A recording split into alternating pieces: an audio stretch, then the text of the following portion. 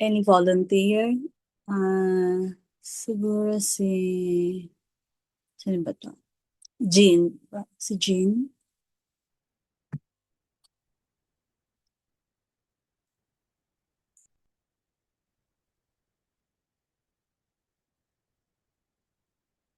Anyone who would like to volunteer to lead the prayer? I'll probably see Sir Adolfo ulit.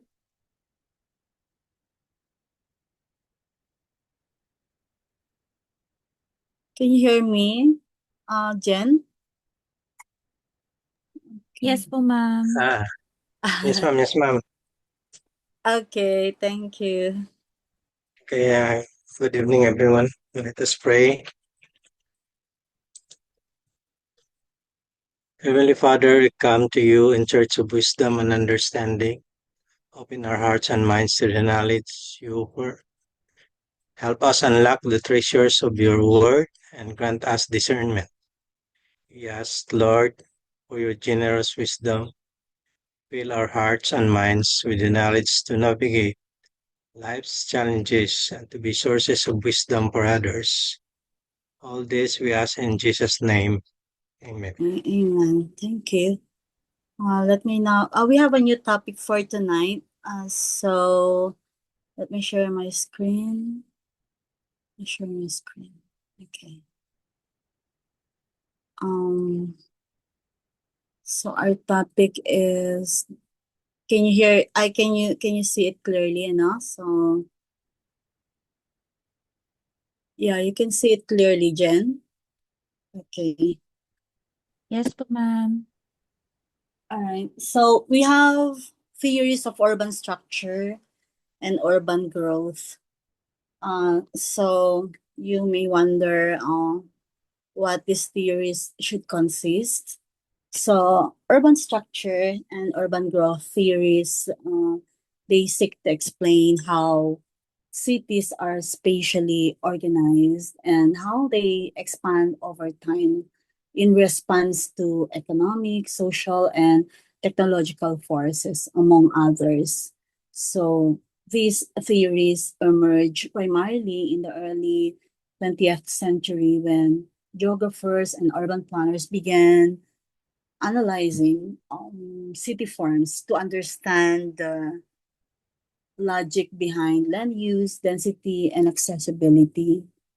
So, urban structure, on the other hand, refers to the internal arrangement of land uses within a city, such as the location of the central business district or the CBD, then also location of residential areas, industrial zones, transportation networks, etc. So urban growth focuses on the outward or upward expansion of the city, shaped by factors like population growth, income levels, transportation, technology, planning policies, and many others.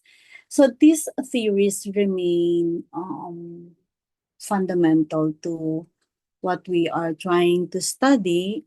That's overall environmental planning, because they allow planners to anticipate spatial patterns, also to evaluate concepts like urban sprawl. Then it also guides zoning and land use planning and address sustainability and livability concerns. So in Philippine practice, it's important that we understand these theories, for example, because it will aid us in crafting our comprehensive land use plans. And then we also have other mandatory plans such as the comprehensive development plans and many others that respond to both the physical form and socio-economic dynamics of cities. So like in Metro Manila, that's our the central business district. So we can see the CBD pattern in Makati, for example, in Ortigas, BGC, and reflecting both the Burgess concentric zone model, showing the older core, and the Hoyt sector model uh, that can be seen in developments or development along major corridors like EDSA. So also in other expansion areas like Bulacan, Cavite, Laguna, they all demonstrate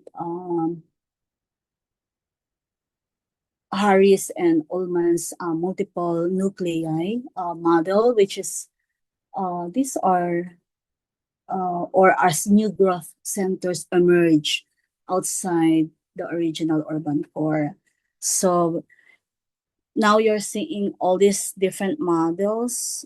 So if I count it, there are 3, 4, 5, 6, 7, 8. There are 8 models that we will be studying under theories of urban structure and urban growth. And hindi ito nawawala sa board exam. They're important elements of your the environmental planner licensure examination. So we have here the first one, background on human ecology from the Chicago School of Urban Sociology. And just to give you a background, because anyway we will be having dedicated discussion on each of these one. But to give you a bird's eye view on each of these, so the Chicago School introduced the idea that cities function like living organisms, and human ecology views urban areas as systems where social groups compete for space and resources. So early urban sociologists like Robert Park, who else? Ernest Borges also. They observed that social and economic groups tend to organize themselves spatially, okay, forming distinct urban zones based on dominance, competition, and succession, much like ecological niches.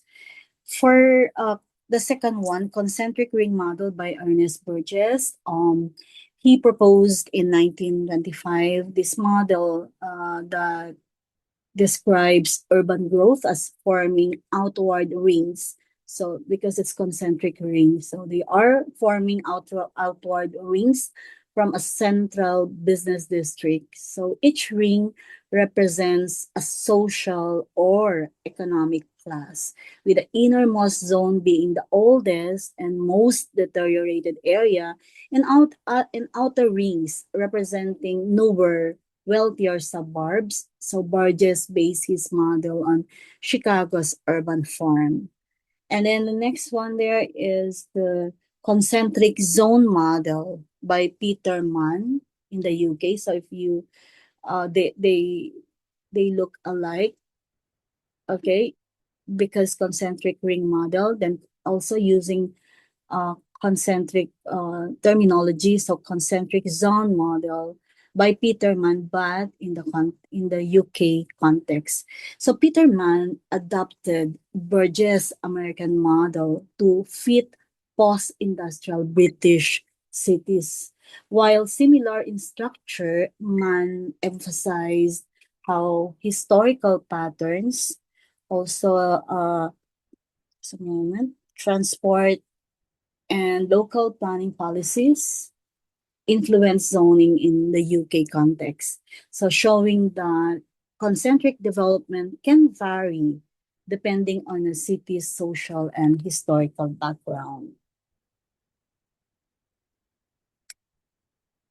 So the next one here is sector radial axial model by Homer Hoyt.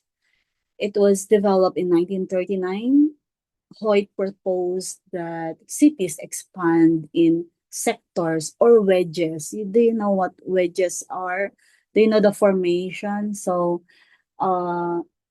because he developed that, he called it sectors or wedges. So, don't be confused about that. They are it's the other terminology that he used, so rather than perfect circle. So concentric ring are circles, and this one are wedges. Okay, so urban growth in his model, he likened so he described urban growth that follows major transportation routes. It's following all these transport routes, creating radial corridors for specific land uses, such as industrial zones along railways.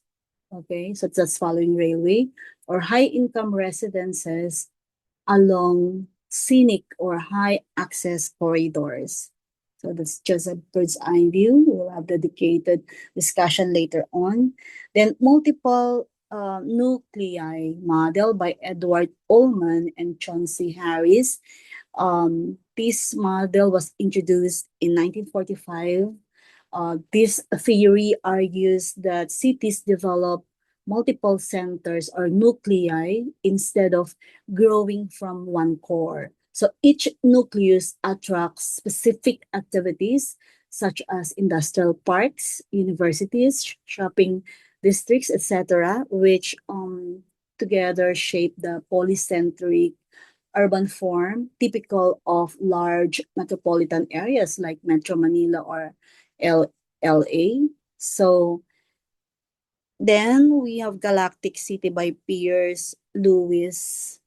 So this model describes the modern decentralized city form that emerges from the multiple nuclei pattern. Okay, so the galactic city, or it has another terminology, it's called peripheral model, features scattered nodes of commercial and residential activity connected by highways and ring roads, symbolizing a city structured more like a galaxy, than a compact core. So when you are taking the board exams, when you're there inside your testing room, and in case you get parang na mental block kayo, or and you don't know, and you get very confused how to answer the questions, especially when it's a remembering question under the Bloom's taxonomy. So what you do is to focus on the terminology, and it will give you a hint. It will give you an idea, like galactic. So you know how galactic should how it looks like, right? So it would be easier for you to recall or to bring you back to, kasi if you get very very tense, or you're not well rested, and so you get mentally blocked, right? So just focus on the terminology, and at least it's the easiest way of remembering things. So we also have inverse concentric zone. The third, it said it's a specific of the third world countries, that in developing nations, we normally call that before, like third world countries. So now we call it in developing nations, the urban pattern often reverses, okay, the Burgess model. So and that's why it's inverse concentric model or zone, because it reverses the Burgess model. So the elite, because here the elite occupy the central business and government districts, while the poor settle in informal or peripheral areas. This inverse pattern reflects social inequality and the effects of rapid unplanned urbanization. Then the last model here is the Latin American model, also known as the Griffin-Ford model. It explains the urban structure of Latin American cities. So if the problem later on, the board problem would say Latin American, or structure of Latin American cities, and so it already provided you a hint that you have to answer Latin American model. But of course, they will not provide you a spoon-feeding question. It will always give challenging questions, so that you will not be able to answer quickly, di ba? Ganun naman ng board exam. So By the way, Latin American model combines a strong CBD with a spine of high-class development extending outward, surrounded by transitional zones and peripheral squatter settlements. So this model mirrors socio-economic segregation found in many developing regions, including parts of Metro Manila. Right? So now we are going to the details. But before the details, I would like you to look to be very keen about what are these key questions to understand a city and how cities are structured by economic and social forces and how urban landscapes are formed. Okay, so how can we understand a city? That's the first thing. And so yeah, it this question asks whether cities emerge naturally or are cities deliberately shaped, or do cities evolve from disorder or chaos?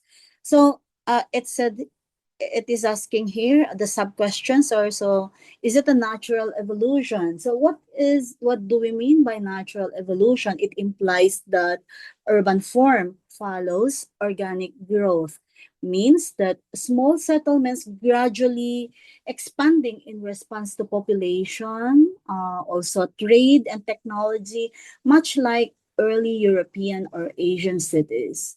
So another sub question there, is it shaped to serve the interests of a few? I mean, it suggests that urban design often reflects social and economic power, that elites determine where investments should go, or um, elites influencing accessibility, housing, public space, as seen in many colonial or capitalist cities. And then chaos, is it a chaos not guided by any underlying reason? So it highlights how unplanned urbanization can result in spatial disorder. So what do we mean by that? What are those disorders that we need to remember? For example, informal settlements, traffic congestion, and land use conflict. Yet even this chaos can reveal patterns driven by necessity and adaptation. So the next question there is, how's the urban landscape formed? So the urban landscape is a visible outcome of spatial decisions over time, how housing, industry, institutions, and open spaces are arranged. So its form is influenced by geography, by transport systems, zoning, market forces, and political will also. For instance, river cities like Iloilo and Cagayan de Oro, they evolve along waterways, while modern metropolitan zones like Metro Manila, they expand along major highways such as EDSA, C5, and many more.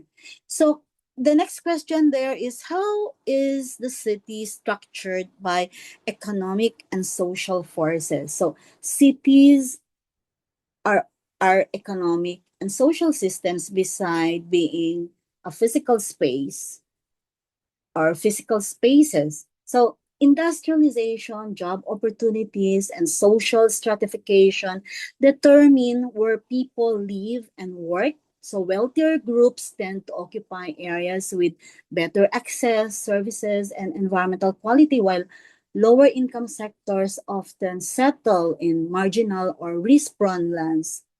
So this segregation, the economic and spatial segregation, is one of the key ideas behind theories like Burgess' concentric zones and Hoyt's sector model. Then another question there is, how is the city structured by economic or no. So what are now at the last bullet, what are the resulting land uses as a result of urban structuring? So as cities grow, distinct land uses emerge. So what are these? Commercial, residential, industrial, institutional, and open spaces, among others. So these are not random, but shaped by accessibility, land value, and policy. Understanding how these uses interact and evolve allows planners to address congestion, promote balanced development, and ensure equity in access to urban opportunities. So these questions set the tone for studying urban theories.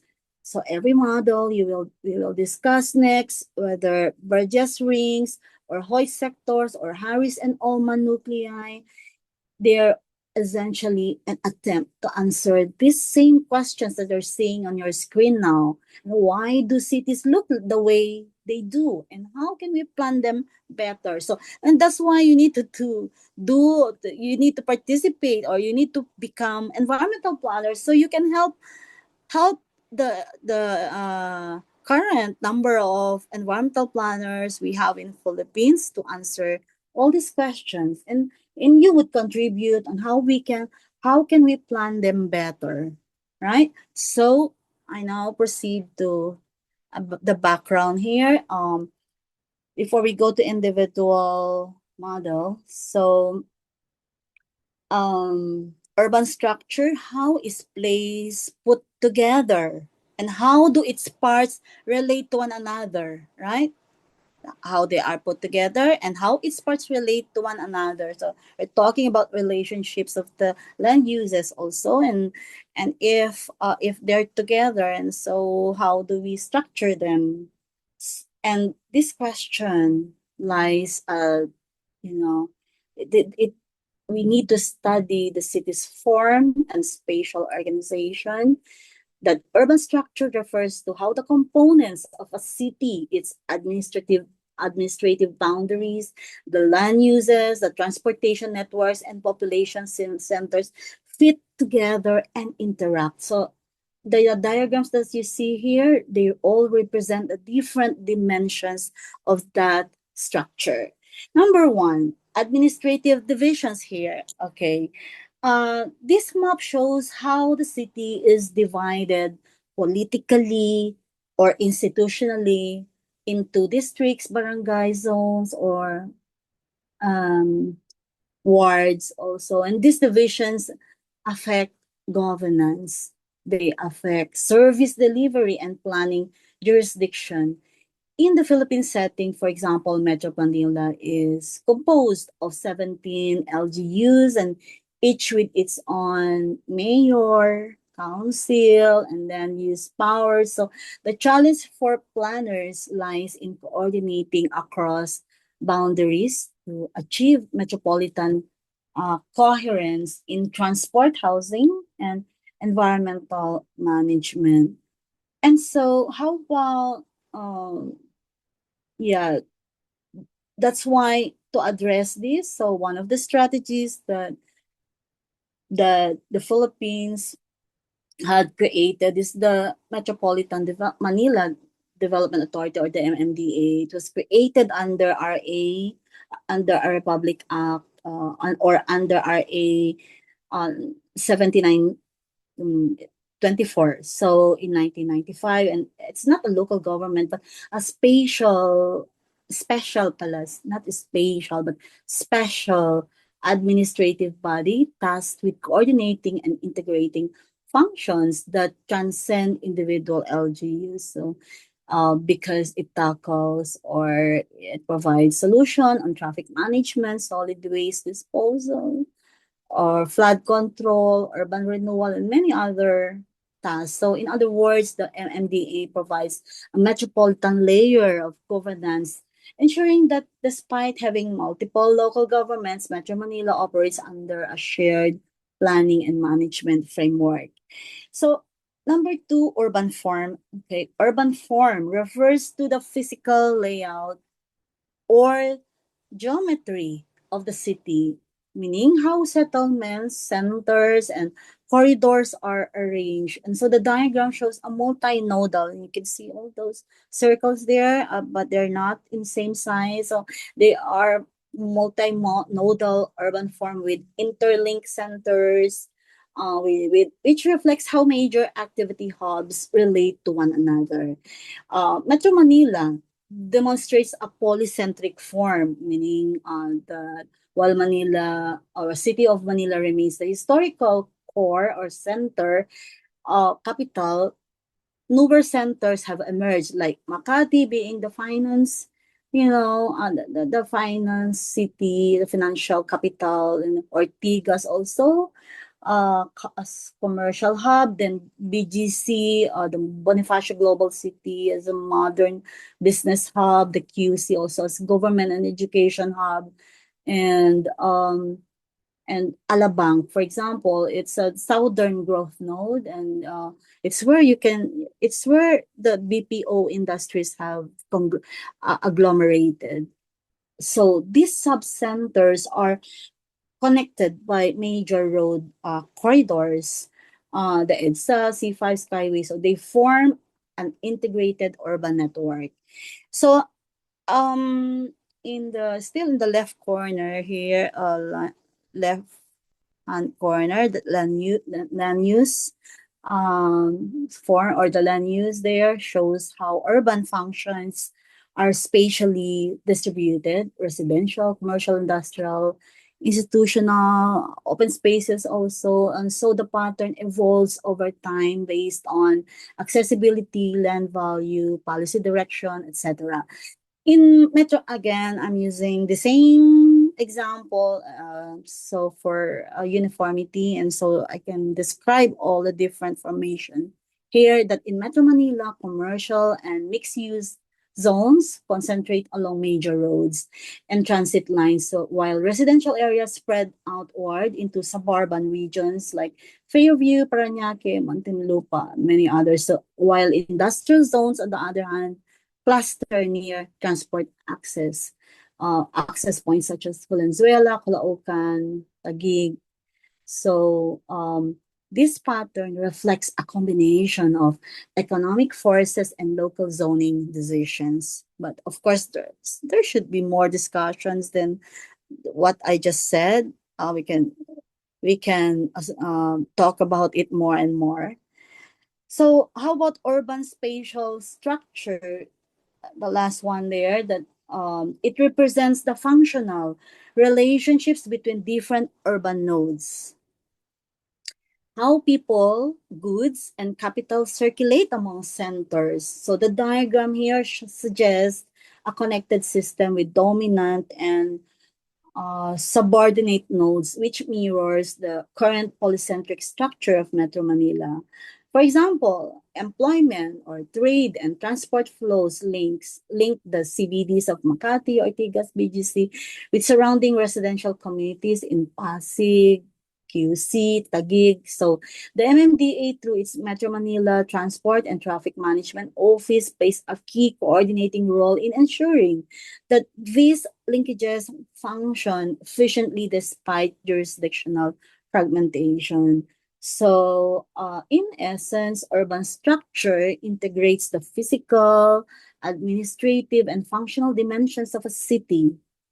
So, in the case of Metro Manila, administrative structure, although they're fragmented but coordinated through MMDA. Then urban form is polycentric with multiple CBDs. Then I'm speaking still about Metro Manila. Then land use follows accessibility and market forces. Then spatial structure depends on transport corridors linking multiple growth nodes. So okay, I can proceed here. This is very important. Hindi ito nawawala sa board exam. They're always there because there are important theories. And it's human.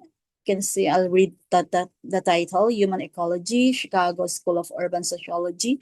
These are the 6 processes at work, but if you count, it's more than 6. But anyway, they always call that 6 process at work from the textbooks of urban and regional planning. And so I'd like to start with the first one. So Roderick Mackenzie, Amos, Holly, Robert Parks. Or it's second time I mentioned the name of Robert Park there, Everett Huggs. Then they all apply the principles of evolution and natural history to study social behavior. So the Chicago School of Urban Sociology emerged again. They emerged in the early 20th century at the University of Chicago, and that's why it's called. It's there, and pioneered the study of cities as living organisms that evolve, adapt, and reorganize over time. So urban life, they propose follows natural ecological laws and similar to biological ecosystems. So where different groups compete for space and resources, leading to identifiable social and spatial patterns. And so these sociologists that you're seeing on your screen, they use the term human ecology to describe how people, institutions, and land uses interact dynamically within the urban environment. Their observations formed the foundation of many classic urban models that came after, including Burgess' concentric zone model. So I'd like to start with invasion. Invasion here, it said traditionally a process through which a new activity or social group enters an area. Okay, it may be more complex than what you know about invasion, but in the context of urban and regional planning, or here in the theories of urban structure and urban growth, invasion occurs, it said, when a new group of land use moves into an area previously dominated by another. So it can refer to demographic shifts like migration or gentrification. I hope you now fully understand what gentrification means. Or functional changes like residential areas becoming commercial. So this process reflects urban dynamism. Cities are never static. So that's what it means.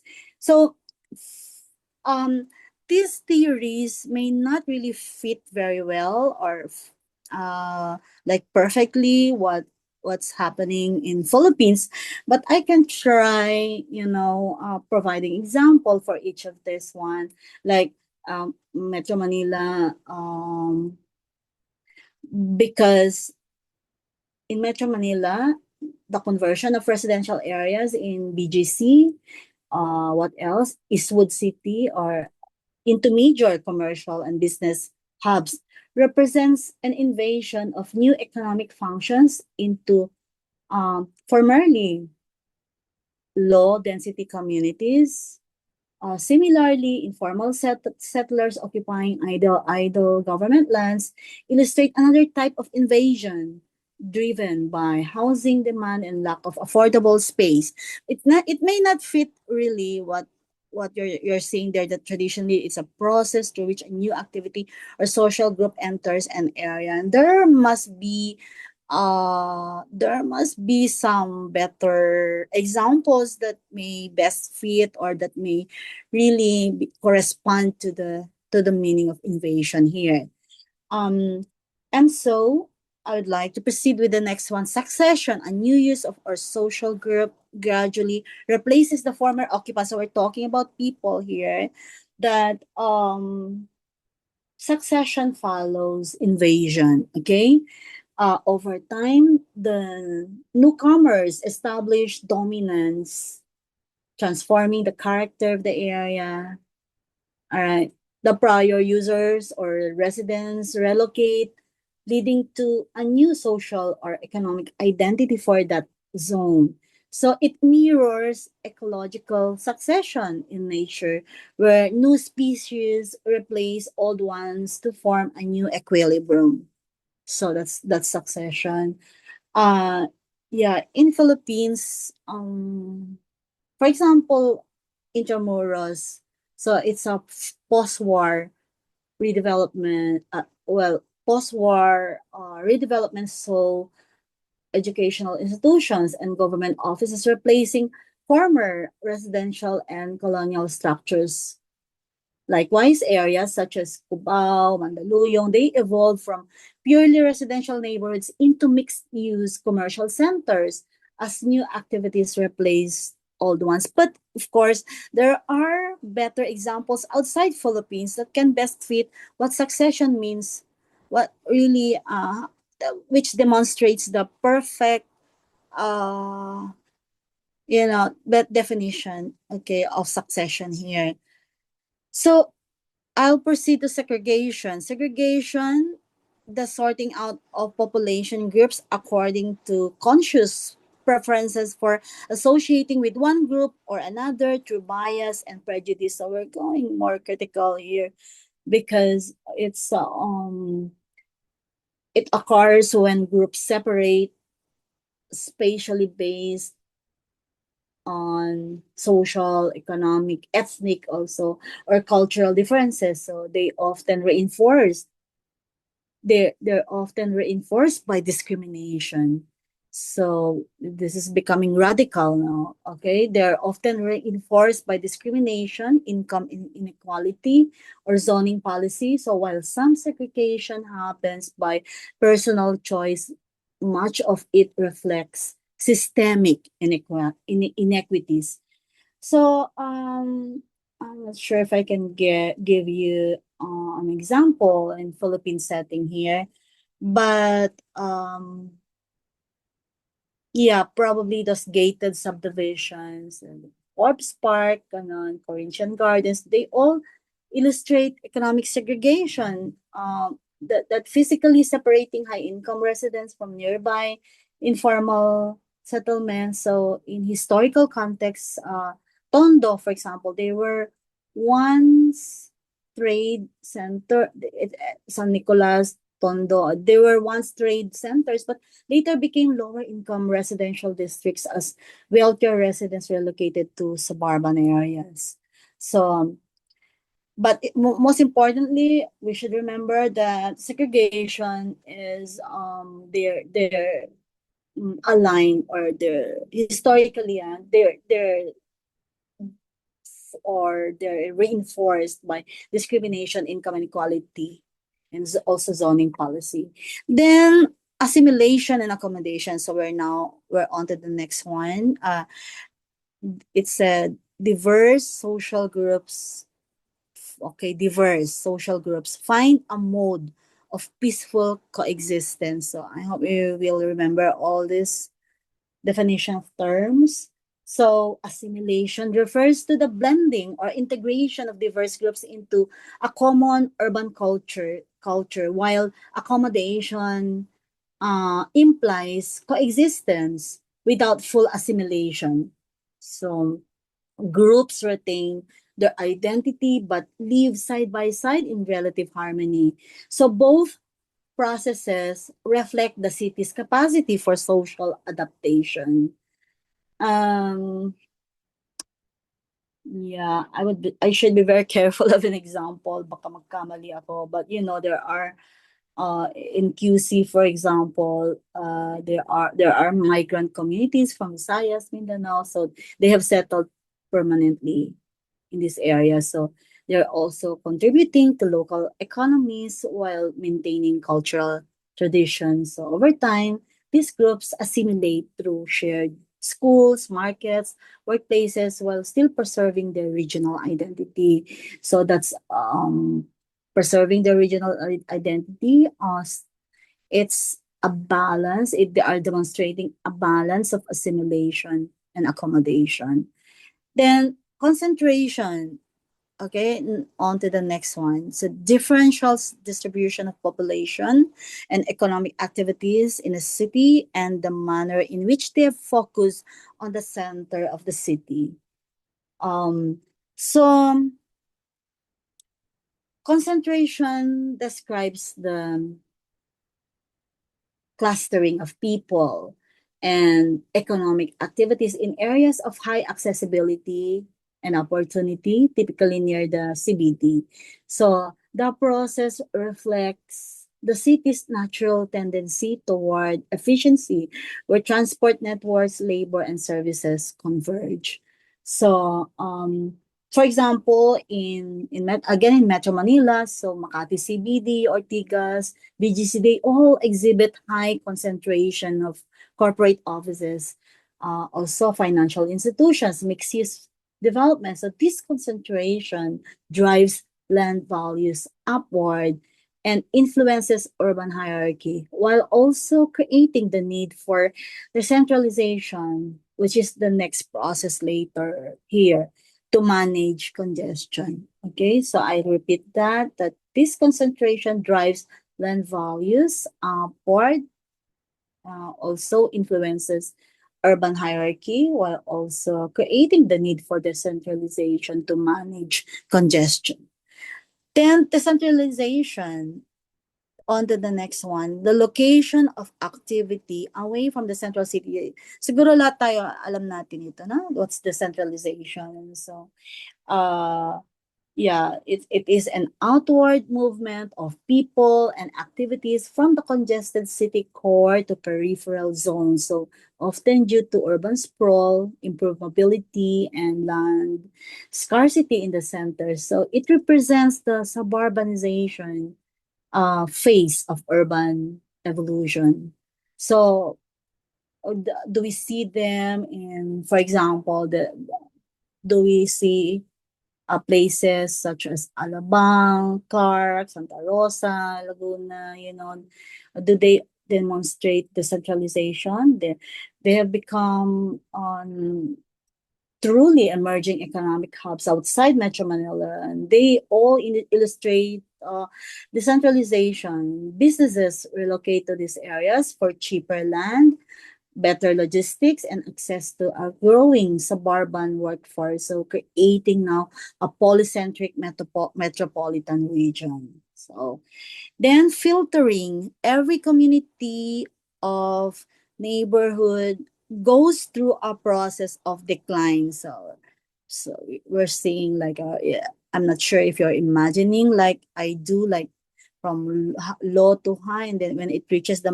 momentum there, like a graph, like a curve, then it goes down, and it's now in the stage of filtering.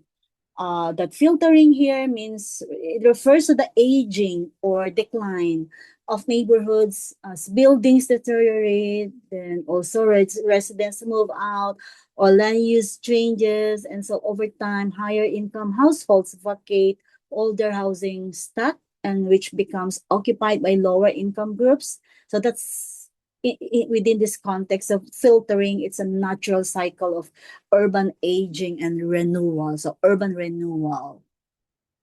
Okay. So on to the last one, survival of the fittest. So I would like to read that first. Cities evolve through a process of survival by different communities in which the most powerful groups acquire the best locations and the weaker groups make do with the remaining space. So most valuable land goes to those functions which can maximize use of space and are willing to pay the costs. So this principle captures the competitive essence of the urban ecosystem. Just as in nature, groups and land uses compete for the most advantageous locations, typically those with accessibility, prestige, or economic potential. So those able to pay higher rents. Remember by William Alonso, the other set of theories that we had last time about William Alonso about urban bid rent theory. I hope you can, align this with this another set of theory. Okay, so now survival. We are talking about survival of the fittest. So those able to pay higher rents or exert political influence secure prime areas, while others are displaced to less desirable zones. So do you imagine an example for this one? But not a very fitting or a very exact example, but if you look at the transformation of Taguig's Fort Bonifacio, for example, from a military reservation into a high-end commercial and residential district epitomizes survival of the fittest. Don't you think so? Because the private sector, through capital investment, they claimed the area and redefined its function, pushing out lower income activities. So this also explains rising gentrification pressures across Metro Manila. But not a more fitting example outside the Philippines. And there are better examples than what I just mentioned. Because of course this is Chicago. These are examples, or these theories emerged from the Chicago School of Urban Sociology, and they're not thinking about Philippine scenario or Philippine setting here, but we're just trying to for you to imagine, because if I give you foreign or examples, and it may be very challenging for you to be understanding it or to be absorbing it well, but in future discussions, we would be encountering this again, and I will be giving more you know more foreign settings that best, or that are more fit to this theories, or these six process at work. But it should be more than six, but because it's the title, so um we need to remember that we are talking about six processes here. Anyway, now for the concentric ring theory, because this is just a background onward or toward individual discussions here. Like, I would like to start with, although it's 10:30, but I will finish like 2 to 3 theories here under the theories of urban structure and urban growth. So to start off, I'd like to start off with concentric ring theory by Ernest Burgess. So the theory representing American city, first suggested by American sociologist Ernest Burgess, based on reflective analysis of the growth of Chicago over a period of 50 years. So, and before the 1870s, cities such as New York had mixed neighborhoods where merchant stores and sweatshop factories were intermingled with mansions and hovels. So rich and poor, immigrant, and native born it should be shoulders in the same neighborhood. So okay. Apologies for the typo error. Now, rubbing shoulders. So,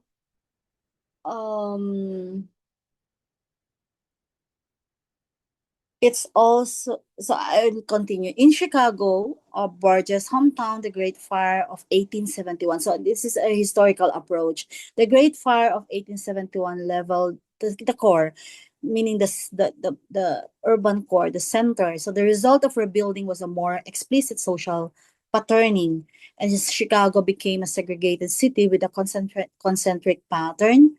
So this was the city Burgess used for his model.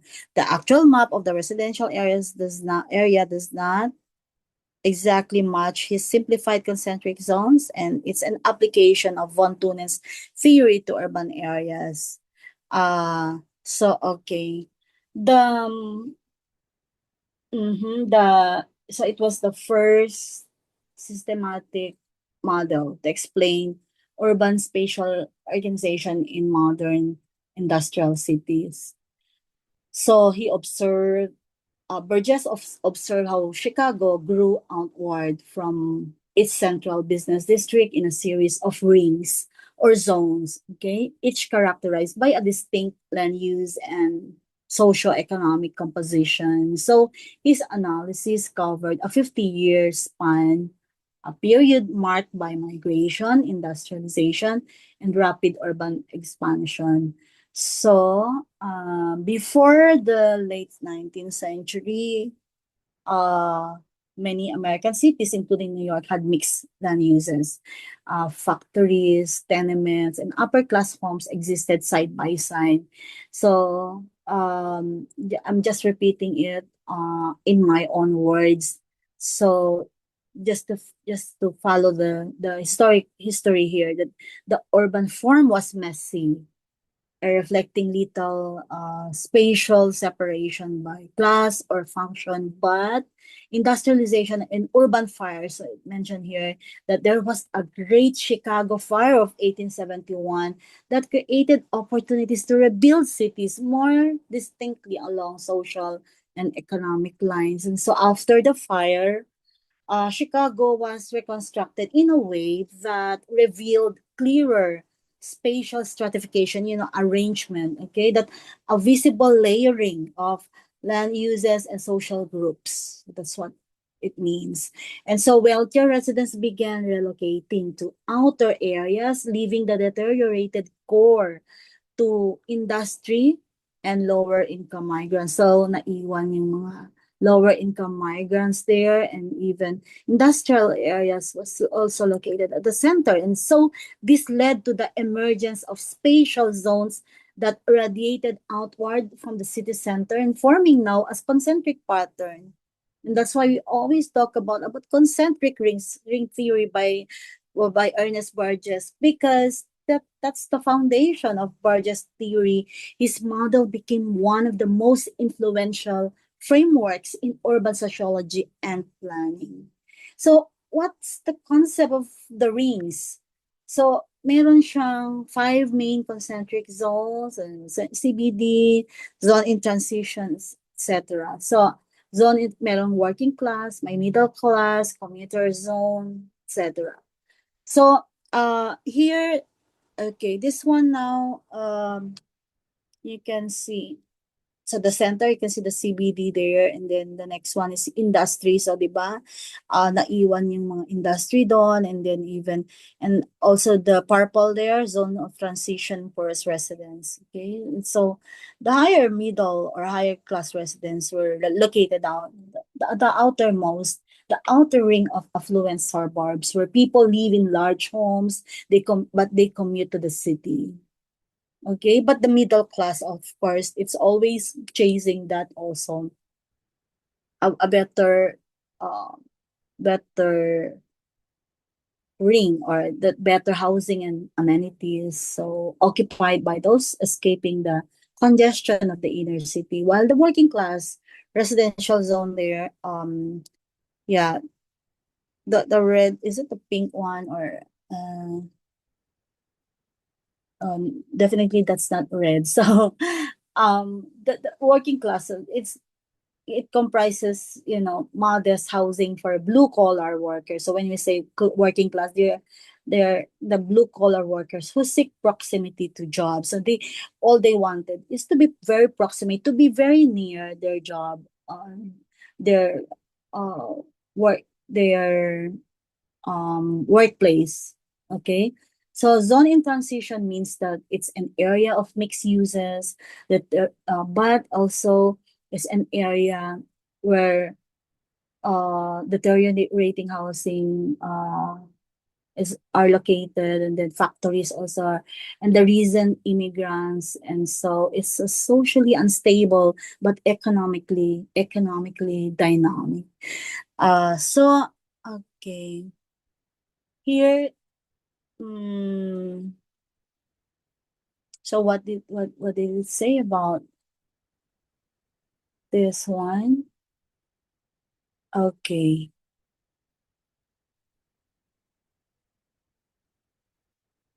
So when it said here, hypothetical pattern of land use within an urban area in which different activities occur at different distance from the urban center, the result is a sequence of rings. So towns expand outward evenly from an original core, so that each zone grows by gradual colonization in the next outer ring.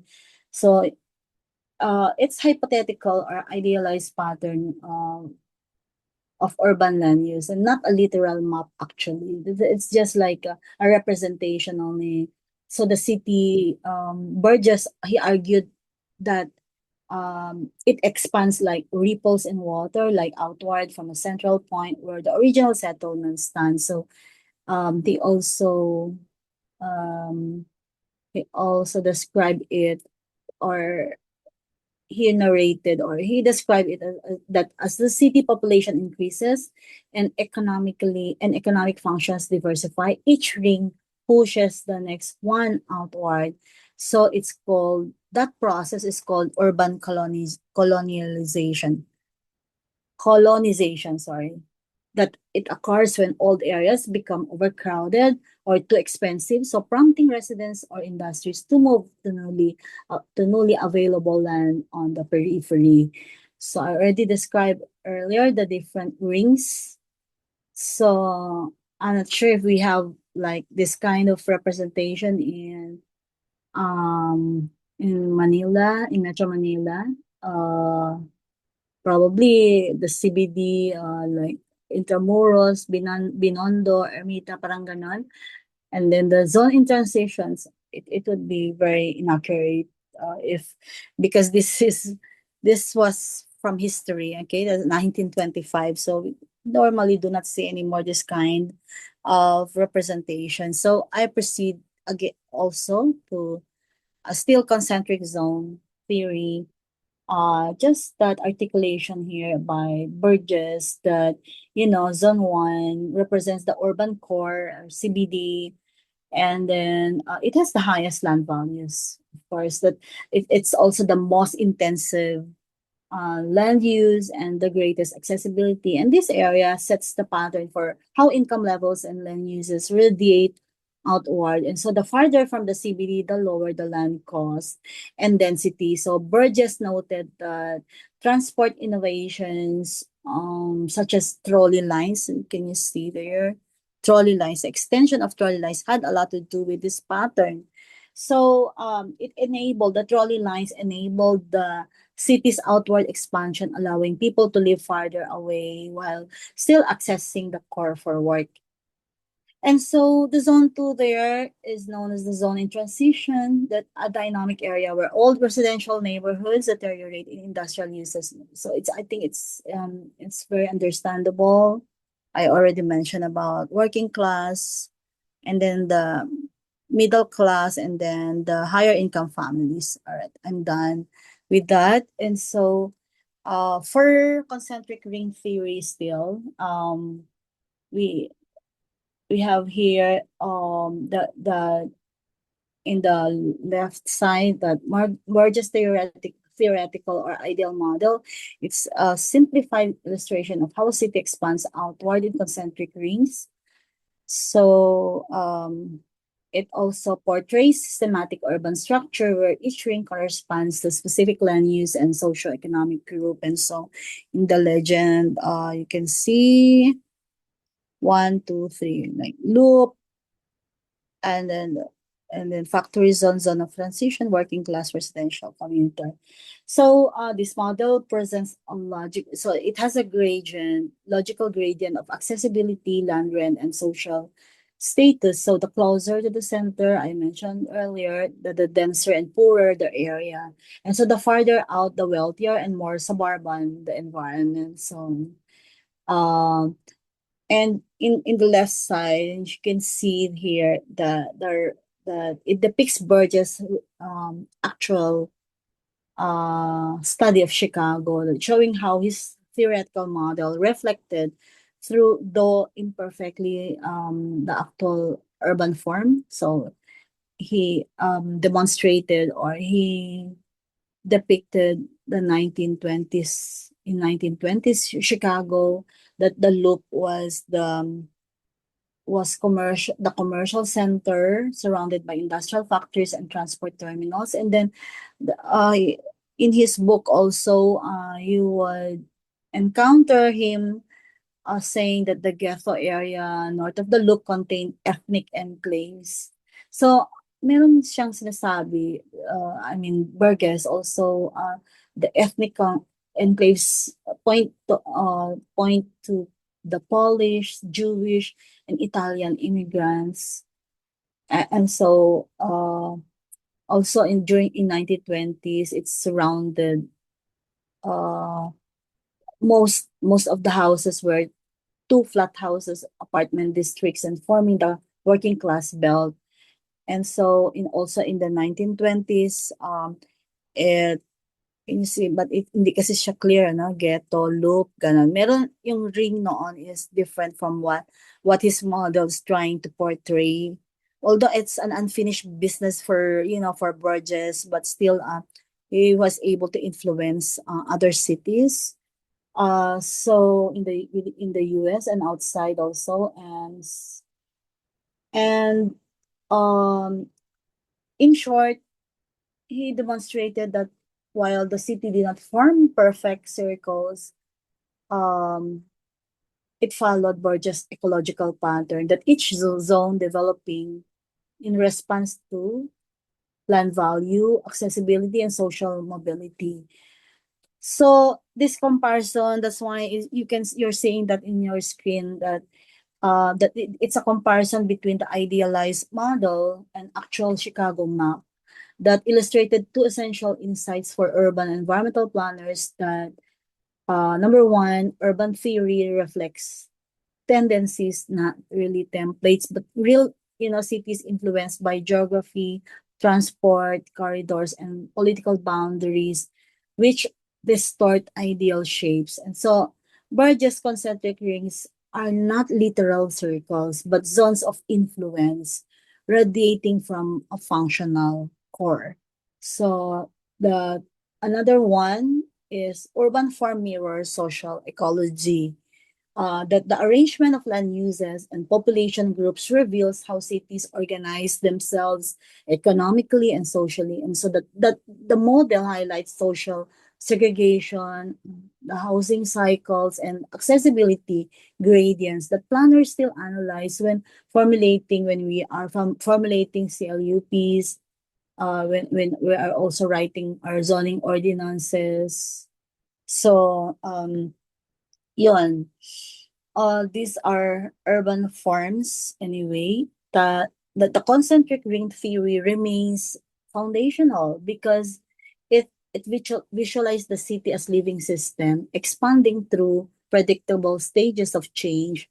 The Chicago case confirmed that industrial growth, class mobility, and transport infrastructure shape spatial order. And so the Burgess model may have begun in Chicago, but its logic lives in every city that grows outward from the center of commerce to a ring of commuters. Okay, and so, but there are, of course, for each model, there are critics indeed. So for critic of concentric ring theory here, yet that it said, even though portions of each zone did exist, rarely were they linked to totally surround the city. And were just countered, there were distinct barriers such as old industrial centers preventing the completion of the arc. So that's it, like an incomplete, like an arc and not really a circle. So Borges model assumed that zones expanded evenly in circular form, but the critics said that in actual formation, these zones were rarely continuous or complete rings. That it's because it's bounded by there are natural and man-made barriers such as rivers. Remember the Von Tunen? It's also the same set of critics, like similar critics that have, because it's based on, or it was inspired by Von Tunen's model also. Here, one of the critics there said that there are natural and man-made barriers such as rivers, industrial belts, or railway yards. They all interrupted the pattern. So instead of perfect circle, cities often grew in fragmented arcs or sectors. So Burgess himself acknowledged that physical and functional barriers could distort the model's symmetry. And so urban growth tends to follow corridors and topographical features rather than ideal geometry. So like for example, in Metro Manila, we have the Pasig River, Laguna de Bay, and mountain ridges also that prevent a fully circular pattern. It will never happen, right? Because it's not really one, it's not, we don't have only one center. So So it's only partially partial ring. So it in short, it's an arc, right? So next critic there is second bullet. Critics felt that Burgess, as a sociologist, overemphasized residential patterns and did not give proper credit to other land uses. And he also ignored physical features, took little account of industrial and railways use, and disregard the effect of radial routes upon land values and uses. So this critique argues that Burgess' perspective was too sociological and residential, focusing mainly on class and housing distribution while overlooking other determinants of urban form. So he underplayed the influence of infrastructure, industrial development, transport networks. These are factors, these should be factors that strongly shape city growth. That's according to the critic. And another one is land uses within many parts of the urban area are heterogeneous. There should be shops, offices, factories, and housing. They may all be located close to each other, although they may have notionally different size and locational requirements. So, um, yeah, real cities, so the critic, okay, the real cities rarely show strict separation of land uses. So instead, they display heterogeneity and overlap. So meaning residential, commercial, industrial activities, they coexist, especially in mixed-use zones and or transitional areas. So this challenges Burgess' neat zoning structure. Then the next one, there may be many possible locations for different activities which do not conform to idealized model. So Burgess assumed that each activity type, like housing, industry, commerce, had a predictable location determined by distance from the center. However, um, economic, political, and cultural decisions often override this spatial logic. So in modern cities, multiple CBTs occur, and there are also specialized parks and planned estates arise where policy or market conditions dictate, and not merely through natural urban succession as what Burgess had portrayed or theorized. Then next one, there may be many possible locations. No. Accessibility is an important consideration for many uses, especially housing and commercial uses. So so it's one of the critics that against or critics of his model, because while Burgess linked land value to distance from the center, modern accessibility depends on connectivity rather than proximity. Transport systems, highways, mass transit, they all reshape land values by reducing travel time rather than distance. So accessibility determines where people live and where businesses locate, often producing linear or clustered growth rather than rings. Okay, so that's what it's trying to say here as a critic. Then neglected the last one here, neglected the possibility of sites being purchased for future development with current use being at suboptimal value. So there was mention of land banking, land hoarding. So what does this critique should mean to us? That Burgess' theory assumes that land use always reflects its current best economic use. However, modern cities exhibit land banking. So, what's land banking? It's where investors acquire land, not for immediate use, but for speculative future gain. This creates underutilized or vacant parcels even within high value areas, distorting the expected spatial order.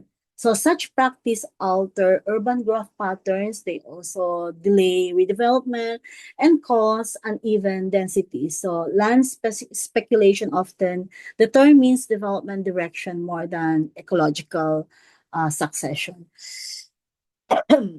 So just to finish the here up to concentric zone model, di ba? Ito, concentric ring theory. So, para hindi siya, I will cut it where it should be best cut. Okay, concentric model by Peter Mann in the UK naman. Okay, 1965. So that Peter Mann took Burgess' model and combined them with his own to typify a British city in 1965. So Peter Mann extended Burgess' theory, but so it's 4 decades later to capture how British cities also, or how British cities evolved after World War II. While Burgess described early industrial cities like Chicago, Mann observed that by the 1960s, urban growth in Britain had changed due to post-war reconstruction, due to suburbanization, and improved transport systems. So he retained the concentric idea, but adapted it to reflect those public housing expansion after the war, and then a growing middle class moving to suburbs. So it's like a extended concentric ring or concentric zone models, a concentric ring theory. And then also he retained the emergence of commuter villages separated from the urban core. So thus Mann's model became a modernized version of Burgess, still circular but accounting for post-industrial and welfare era urban dynamics. So in okay, second bullet, he based his model on studies of Sheffield, Nottingham, and Huddersfield. So these are in these places post-war housing estates and commuter belts developed far beyond the industrial centers. So he Peter Mann used empirical studies of medium-sized British industrial cities to create his model. And these are all cities, and these cities were large enough to show spatial differentiation. Spatial differentiation, but small enough to avoid the multi-core complexity of a megacity. So, yung spatial differentiation like CBD, working class, middle class, suburban zones, mga ganon. And so, his observations confirmed that post-war British urban forms still exhibited concentric layering, but with less rigid boundaries and more influence from government housing policies and transportation corridors. So, for example, Sheffield, he made special mention about Sheffield city. So it's a still industry workers lived in inner industrial districts, and while middle income households moved to suburban estates developed after the 1950s.